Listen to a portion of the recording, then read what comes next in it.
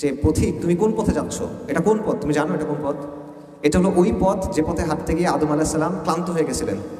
এটা ওই পথ যে পথে হাঁটতে গিয়ে নূহ আলাইহিস সালাম কান্না করে দিয়েছিলেন। এটা ওই পথ যে পথে হাঁটতে গিয়ে ইব্রাহিমকে আগুনে ছুঁড়ে ফেলা হয়েছিল। এটা ওই পথ যেখানে হাঁটতে গিয়ে ইসমাইলকে শোয়ানো হয়েছিল জবেহ করার জন্য।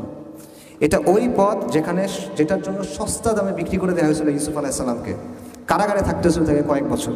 এটা ওই পথ যেখানে হাঁটার জন্য জাকারিয়াকে করাত দিয়ে দ্বিখণ্ডিত করা হয়েছিল। এটা ওই পথ যেখানে যাওয়ার জন্য জবেহ করা হয়েছিল সাইয়েদিনা ইয়াহইয়াকে। এটা ওই পথ যেখানে আইয়ুব আলাইহিস সালাম রোগে ভুগছিলেন। এটা ওই পথ যেখানে দাউদ আলাইহিস সালাম তার কান্না সব সীমা অতিক্রম করে চলে গেছিল। এটা ওই পথ যেখানে হাঁটতে গিয়ে ঈসা আলাইহিস সালাম নিঃসঙ্গ জীবনযাপন করতে হয়েছে। এবং এটা ওই পথ যেখানের জন্য রাসূলুল্লাহ সাল্লাল্লাহু আলাইহি ওয়াসাল্লামকে অসংখ্য কষ্ট সহ্য করতে হয়েছে। এটা ওই পথ। তো তুমি কোন পথে হাঁটতেছো? তুমি এখনো খেল তামাশার মধ্যে আছো। পথিক, তুমি কোন পথে যাচ্ছ? আপনাদের